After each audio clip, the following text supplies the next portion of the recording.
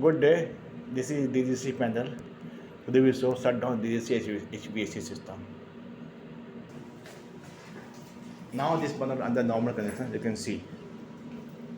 This manual position we are putting manual position. Pull please. Okay. You can see now damper switch active. You can see. This is the DDC panel 1. Now is normal condition. You can see now normal. Now I'm going other side, DDC panel number 2.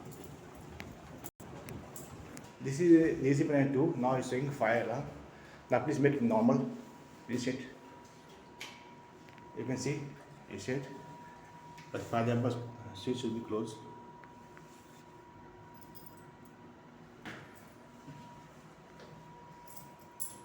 Now it's normal. You can see.